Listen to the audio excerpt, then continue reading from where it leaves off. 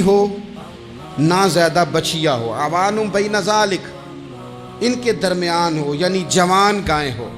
فافعلوا ما تؤمرون، کرو جس کا تمہیں حکم دیا جا رہا ہے۔ قالوا ادعوا لنا ربک یبین لنا ما لونھا۔ لو اگلی بات سن لو، کہنے لگے آپ دعا کریں رب سے کہ وہ کھول کے بتائے اس کا رنگ کس طرح کا ہو، رنگ بتائیں کس طرح کا ہو۔ قال انہ یقول انہا بقرۃ صفراء، فرمایا رب فرماتا ہے کہ صفراء رنگ کی ہو، یعنی گہرے زرد رنگ کی ہو۔ یہ رب فرماتا ہے اس طرح کی گائے ذبح کرو۔ فاقع لونھا تسر الناظرین، اور جب کوئی اسے دیکھے تو اسے اچھا بھی لگے، آنکھوں کو اچھی لگے وہ گائے، اس طرح کی گائیں ذبح کرو۔ لو اتنی باتیں بتا دی۔ قالوا ادعوا لنا ربک یبین لنا ما ہی، کہنے لگے نہیں آپ پھر دعا کریں اللہ ذرا کھول کے بتائے گائیں کس طرح کی ہو۔ ان البقرہ تشابہ علینا، ہمیں ذرا گائیں پر شبہ پڑ گیا ہے کس طرح کی ذبح کرنی چاہیے۔ وَإِنَّا انشاءاللہ لمہتدون، اگر اللہ نے چاہا تو ضرور ہم ہدایت پا جائیں گے۔ پھر اللہ تعالیٰ نے فرمایا کہ قال انہ یقول انہا بقرۃ لا ذلول تثیر الارض، گائیں اس طرح کی ہو کہ وہ کبھی کھیتی میں نہ چلائی گئی ہو، یعنی اس کو کبھی کام نہ اس سے لیا گیا ہو۔ بیل کو لوگ لگاتے تھے نا، جو کام آج ٹریکٹر سے لیا جاتا ہے وہ گائے بیل سے لیا جاتا تھا، تو وہ کھیتی باڑی کے کام نہ اس کو لگایا گیا ہو۔ ولا تسقی الحرث، اور نہ اس سے پانی نکالا گیا ہو، نہ کھیت چلانے ہل چلانے میں لگائی گئی ہو، اور وہ جو کنواں ہوتا تھا جس کے گرد گائیں گھومتی تھی، تو کہا وہ بھی کام اس نے نہ کیا ہو گائے نے۔ مسلمۃ لا شیۃ فیہا، وہ ہر عیب سے پاک ہونی چاہیے۔ قالوا الآن جئت بالحق، اب کہنے لگے اب آپ صحیح بات لے کے آئیں، اب سوال ختم ہو گئے نا۔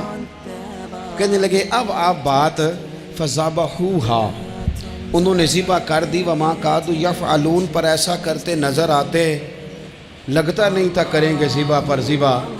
اچھا یہ گائیں پھر ملی کیسے؟ امام خازن کہتے ہیں کہ ایک نیک آدمی تھا، تو اس کا آخری وقت آ گیا، تو اس کے پاس جو کل جمع پونجی تھی وہ ایک بچیا تھی، گائیں کی بچیا ویڑی، اس کے پاس وہ ایک بچیا تھی صرف۔ تو اس نے اس طرح کیا کہ اس کی گردن پر ایک مہر لگائی، اللہ کے نام پر بطور امانت اس نے اس کو جنگل میں چھوڑا۔ کہا یا اللہ میرا بیٹا ایک ہی ہے، وہ بھی چھوٹا ہے، اس کی حفاظت کرنا اور میرے بیٹے کو پہنچا دینا۔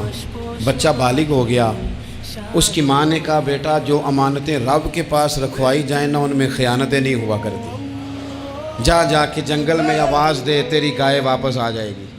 اس نے جا کے جنگل میں آواز دی کہ وہ جو میرے باپ نے امانت رکھوائی تھی وہ کدھر ہے؟ وہ نشان لگی ہوئی گائیں دوڑتی ہوئی اس کے پاس آئی۔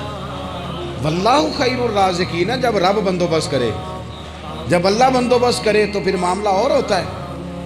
وہ گائے آ گئی، اب اس نے کیا کیا اس نوجوان نے کہ وہ گائے گھر لایا، ماں سے آ کے کہا کہ اماں یہ تو اللہ نے فضل کر دیا۔ ماں کہنے لگی پتر حالات ہمارے خراب ہیں، منڈی میں لے جا اسے بیچ دے، لیکن سودا میری مرضی کے بغیر طے نہ کرنا۔ کس کی مرضی کے بغیر؟ کس کی؟ اماں کی مرضی۔ اور سنو یار، تھے کچھ لوگ جن کو لوگوں نے تانے بھی دیے کہ تم ماں کے پیچھے لگ گیا ہے، لوگوں نے بڑا کچھ کہا، پر جو ماں کی مرضی پہ لگیں ناکام نہیں ہوتے زندگی میں۔ یہ دیکھو ماں کی مرضی پہ لگا، اس کی قیمت کتنی تھی گائے کی؟ بڑی مہنگی تھی، پر 3 دینار کی تھی۔ منڈی میں لے گیا، 3 دینار اس کی قیمت لگ گئی۔ تو ماں نے کہا تھا میری مرضی کے بغیر سودا نہ کرنا۔ اب بچے تو نہیں نا مانتے، اماں کو کیا پتا باہر بزنس کیا ہے، لین دین کیا ہے، پر ماں نے کہا تھا میری مرضی۔ بندہ دے رہا ہے اسے 3 دینار، اس نے کہا جی میں نے طے تب کرنا ہے، ڈن تب کرنا ہے، پہلے اماں سے پوچھنا ہے۔ گھر جا کے اماں سے پوچھا، اماں کہنے لگی دے دے۔ واپس آیا تو اس نے کہا کہ میں 6 دینار دیتا ہوں پر میری شرط ہے، ماں سے نہیں پوچھنا۔ اس نے کہا تو 12 بھی دے، ڈن تب بھی ہونا ہے جب اماں نے کہنا ہے۔ وہ جب اس طرح کی اس نے گفتگو کی، واپس اپنی والدہ کے پاس گئے، کہنے لگے اماں سمجھ نہیں آتی، 3 دینار کی گائیں بندہ 12 میں خریدنے کو تیار ہے، شرط لگاتا ہے کہ اماں سے نہیں پوچھنا۔ تو والدہ کہنے لگی پتر پہلے اس سے جا کے پوچھ کیا وہ ہے کون؟ یہ کوئی روحانی معاملہ ہے، کوئی غیبی مدد ہے، پوچھ۔ اس سے جا کے پوچھا تو وہ کہنے لگا میں تو فرشتہ ہوں اللہ کا، تو نے گائیں بیچنی نہیں، اس لیے کہ تیرا باپ بھی نیک ہے، تیری ماں بھی نیک ہے، رب تیرے رزق میں برکت پیدا فرمانا چاہتا ہے۔ ماں باپ نیک ہونا رزق میں برکت ہو جاتی ہے۔ ماں باپ نیک ہوں، ان کی صالحیت کا اثر پہنچتا ہے بچوں تک۔ رزق حلال کما کے لانے والے ہوں تو گھر میں برکت ہوتی ہے۔ جا کے کہا کہ تیرے ماں باپ نیک تھے، اسے نہ بیچنا گائے کو، تو کیا کریں؟ کہنے لگے بنی اسرائیل والے سوال کر کر کے خود مشکل میں آ گئے۔ اب وہ ایسی گائے جو جوان بھی ہو، یہاں تو ہر غریب آدمی اپنی گائیں یہاں لگا دیتا ہے، کھیتی باڑی میں یہاں لگا دیتا ہے، کنویں میں پانی نکالنے میں، تو یہاں تو ہر ایک کی گائیں، تو ایسی گائیں جس کا رنگ بھی اتنا پیارا ہو، زیادہ بوڑھی زیادہ بچی بھی نہ ہو، اور ابھی تک کھیت میں بھی نہ لگی ہو، وہ سوائے تیرے کہیں نہیں ہے۔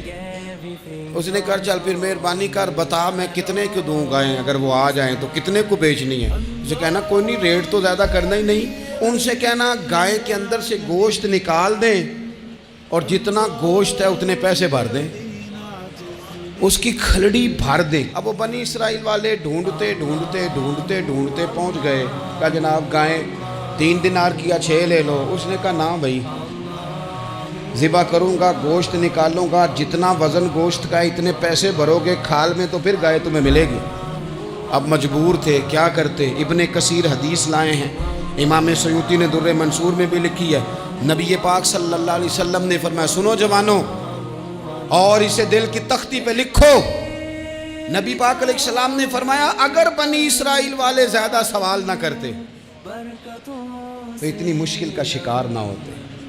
انہوں نے سوال اتنے کیے کہ چارہ نہیں ہے اب ان کے لیے، چارہ نہیں ہے اب ان کے لیے کہ یہ ادھر ادھر جا سکے، مجبوری بن گئی، یہی گائے خریدنی ہے، یہی لے جانی ہے۔ اب اتنا سارا مال جمع کر کے وہ گائے خریدی، ذبح کی، تو مقتول کو جب اس کا ایک حصہ مارا تو اس نے اٹھ کے کہہ دیا یہ جو مدعی بنا ہوا ہے نا، یہی تو میرا قاتل ہے، یہی تو میرا قاتل ہے، یہی تو ہے، اس نے یہ سارا کام کیا۔